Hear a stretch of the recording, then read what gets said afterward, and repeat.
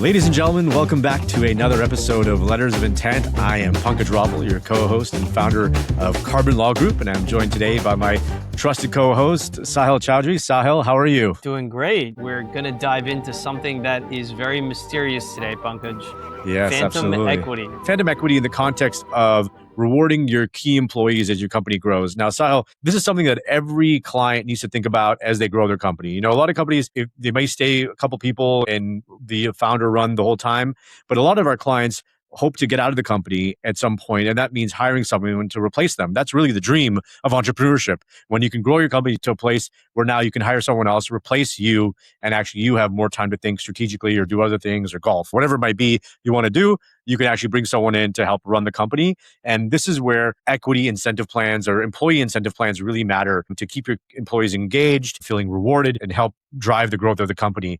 So, Sahil, let's set this up for everyone. Tell me, why is it relevant to think about this and spend time going through equity incentive or even phantom stock plans? And what are phantom stock plans in the context of all the different options that people have when rewarding employees? Well, I think the most important reason is that as you grow, you need to incentivize employees, and you want the people who have been trained, people who are key employees, to stick with you. And in order for them to stick with you, they generally want to see more upside the longer they are with you. And generally, they're going to be making big contributions. They're going to be adding value to your company. So you do want to reward those people. And generally, we're on the company side here, and companies want to have some options. If you're a founder, if you're an entrepreneur, you need options for what you can offer to high-performing employees. And you actually have quite a few options. There are more options than you might imagine in this case. Sometimes people think it's just straight equity, which means somebody gets ownership, and ownership comes with political and economic rights that are equal to the founder, usually equal to the owner, whoever that is.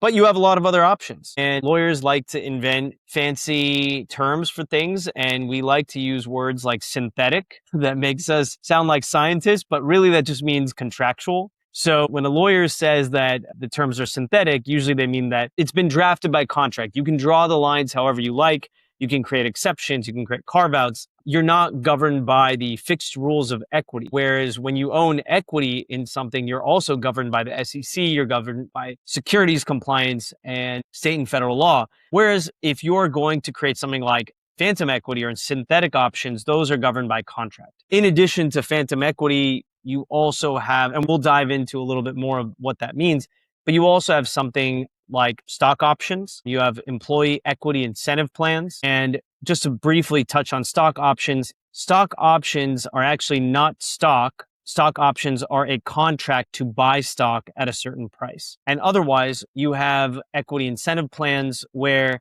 the company actually is awarding you stock that is vesting on a certain schedule, usually either based on performance milestones or time bound. And so we want to lay it out just to keep it simple. Either you are offering your employee equity, and though that equity can actually come in the flavor of stock options, the right to buy equity, or the equity itself that vests over time or is awarded up front, or you're offering a contractual right to participate in profit. Interesting.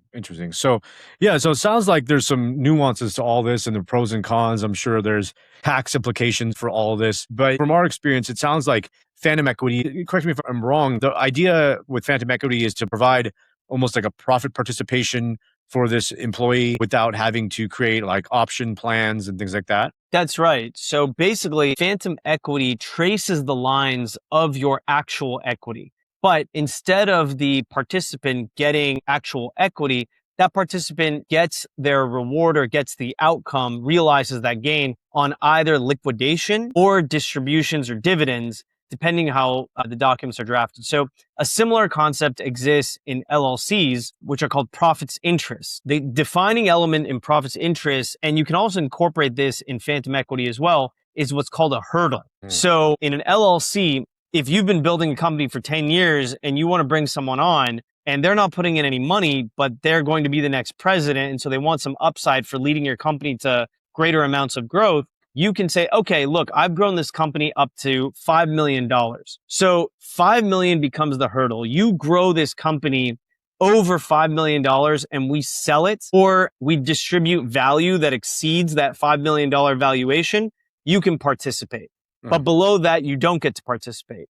Now, with phantom equity, you have some options. You can draft your phantom equity so that it strictly traces an equity provision. You can add a hurdle so that the company has to grow to a certain value before you get to participate.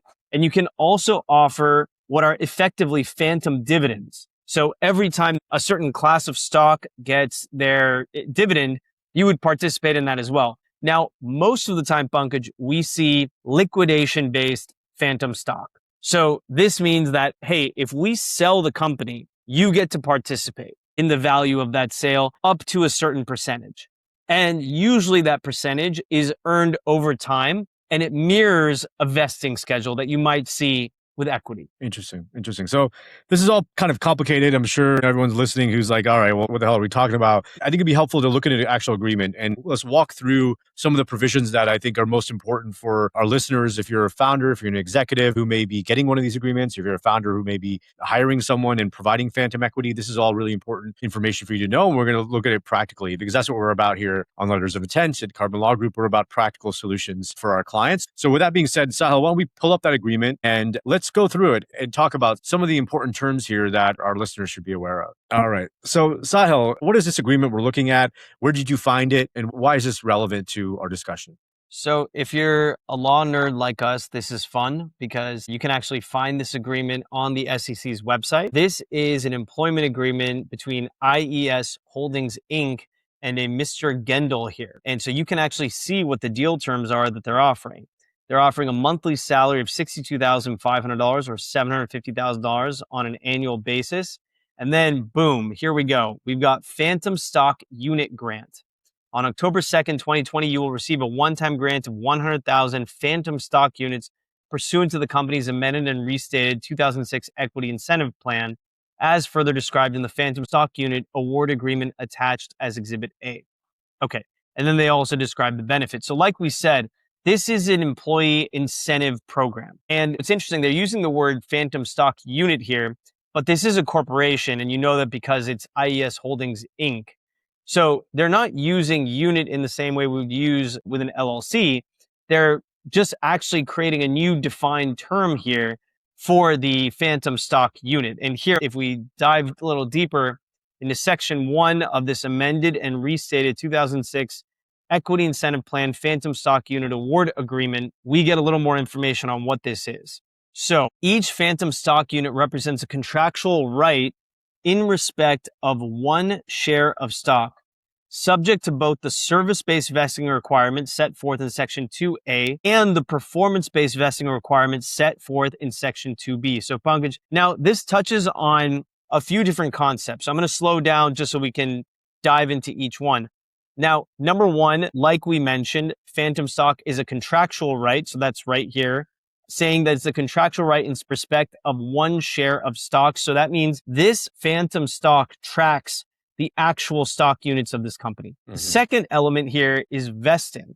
So you don't get these 100,000 units up front, but actually you do get them, but they're subject to forfeiture and they vest on certain things happening. That's what vesting means. It means you don't get to own these units, or in this case, these phantom stock units. You don't get the contractual right to this phantom stock units unless these two things happen. And in this case, there's service-based vesting and there's also performance-based vesting.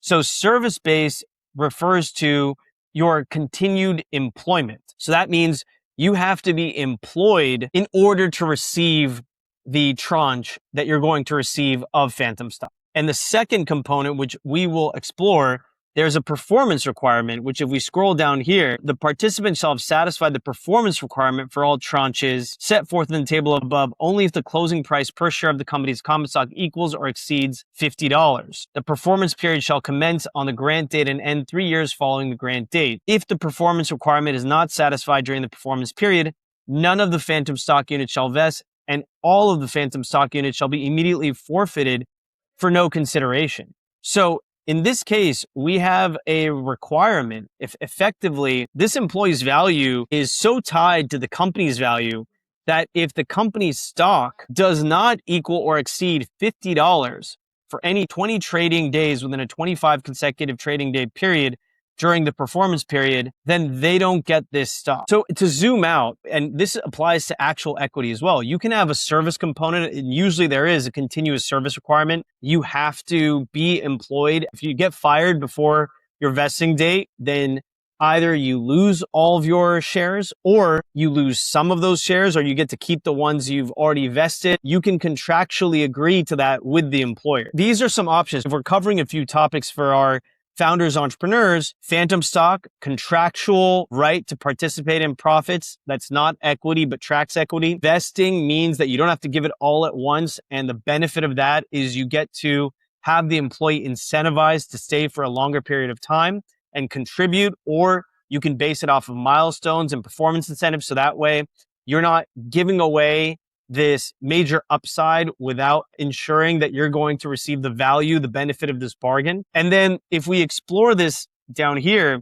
number of phantom stock units, we have tranche 1, 33,333, and then 3 equal installments here that are vesting. Number 1, the first tranche vests on the grant date. The second tranche vests 1 year after the grant date. And the third tranche vests on the second anniversary of the grant date, which this is actually a common formula that we see. I mean, we also see a lot of agreements that use a 1-year cliff and then vesting 1/148th in equal installments over the next 3 or 4 years. In that case, it would be 4 years. So these are different options that an entrepreneur has. And phantom equity is one that not many entrepreneurs are familiar with, but we're starting to see more entrepreneurs use it over time. And it's actually one that we suggest. Why is that? Like, what's the benefit of using this versus options or restricted units or something like that? The number one benefit is you're not giving away ownership. And ownership comes with rules and regulations. It comes with notice requirements, inspection requirements. It comes with economic rights. It comes with political rights. When you're offering equity to someone, you are putting them in the owner's position. So they have decision-making authority alongside you. You might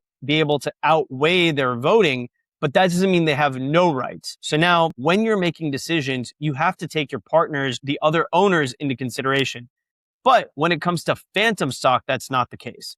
The other thing is that the equity pie is going to be limited to some degree, and there's only so much equity you can offer without completely diluting the ownership. But with phantom equity, you're able to offer a contractual upside without diluting the equity in the company. I'm going to touch on this section 4 here because this talks about a change in control. So why would that matter? Well, let's say you have phantom stock units in this company and the company gets purchased by another company. What happens to your stock in that situation? Well, that is exactly the kind of liquidation event that the phantom stock unit is meant to take into account. But this is handled in 2 different ways. One is called single trigger acceleration, which means that upon a change of control, all of your phantom stock units vest at once and you're able to cash out.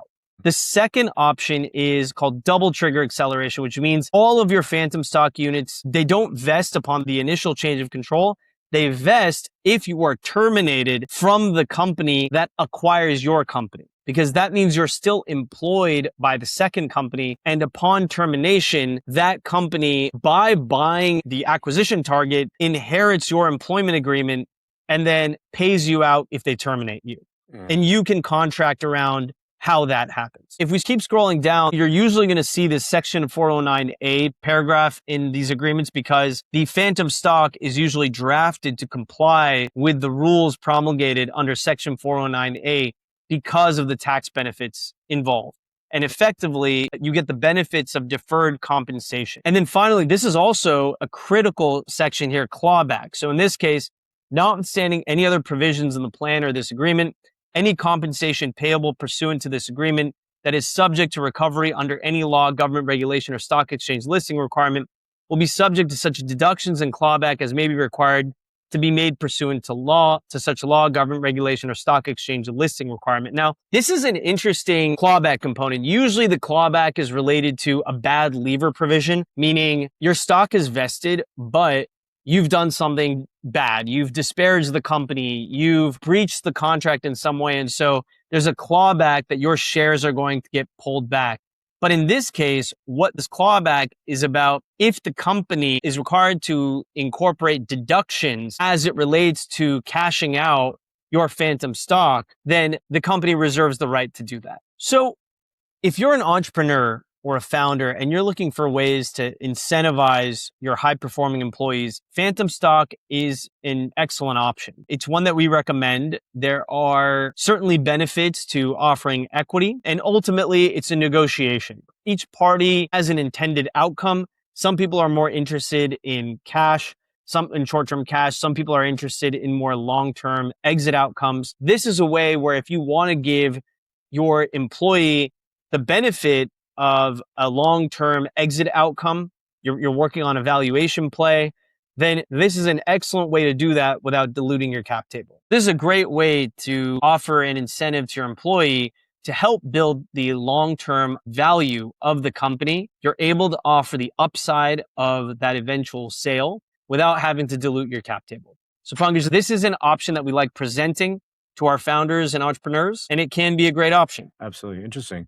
Yeah. So you've really helped us kind of understand the nuances of phantom equity plans. If a founder is wanting to set something like this up, or an owner of a company and saying, hey, I want to bring on another executive, I want to set this up, what's required? Do they have to have a separate plan? What goes in that plan? What should they be thinking about early on to set this up? So if you're an entrepreneur or a founder and you want to offer this plan, I would say the important thing to know is what is the valuation of your company and where do you want to take it? Because this is valuable to employees when they know that the company is going to grow in value and they can participate in that upside. So I would say it's important to have a valuation done of your company. Second, I would say you want to ask yourself a few questions. Number one, do you want the employee to participate in the upside from the inception of the company to the sale point? Or do you want them to participate from a certain hurdle rate because you've done all the work to bring the company to a certain place? Number two, do you want the employee to participate in distributions or dividends? Whenever you give yourself a dividend or you're offering dividends to the ownership, the owners of the company, the shareholders, do you want to also offer a dividend to this employee? And then the final question you should ask is this the best incentive plan for your employee? We've gone over that you can offer equity. You're able to offer a stock option, which means the contractual right to buy your stock at a certain price. And then you have phantom equity as an option. I think for privately held companies, phantom equity is a great option. Stock options can be a good option, but the privately held company has to be very strong because it's very difficult, even when you get a valuation of a privately held company, to know if those shares are going to be liquid. So that's a challenge with privately held companies and stock options. So you really have two options, which are equity and phantom equity. What kind of rights you want to give up and how much you want to dilute your cap table. If someone is, generally speaking, you're going to want to reserve your equity for investors, especially early stage. You're going to want to reserve as much equity as you can. You want to reserve that pie for people who are going to actually put money in, strategic partners. You don't really know how long. Some employees might stick with you for a long time, but some might not. And so do you want to provide equity to somebody who could only be with you for a couple of years and then moves on? Those are considerations, but at the end of the day, it's a negotiation. But those are a few things I would ask every entrepreneur and founder to think about. Absolutely. Last question is, are there any downsides to offering phantom equity? Well, the downside is, from a tax perspective, it's not treated as equity. It's treated as income. So that is something that a person would have to go over with their CPA. But essentially, from an equity perspective, you are going to be taxed at a lower rate than ordinary income. And there are times where equity is also characterized as ordinary income if it's an award for your services, which is why we structure often equity to actually be a purchase at a nominal value. But if you're going to get phantom equity, that is going to be treated as ordinary income, but you will get the benefit, the 409A deferred compensation benefits. Interesting. Very cool. Very cool. Well, Sahil, this has been super helpful. I think this has been really valuable for everyone who's listening today regarding how you want to think about these phantom equity issues with your company. And we know this is not probably the most sexy topics that you could be listening to, but if you're serious about growing your business, if you're serious about hiring the right people, making the right hiring decisions, more importantly, avoiding costly, bad hiring decisions and bad document drafting, I think this is extremely important to listen to and take into consideration for your next executive hire. Until next time, this is Letters of Intent. We thank you all for listening and for liking, for sharing. And if you have any questions, please reach out. We always love to hear from our listeners. And until next time, we wish you happy deal making and happy risk taking.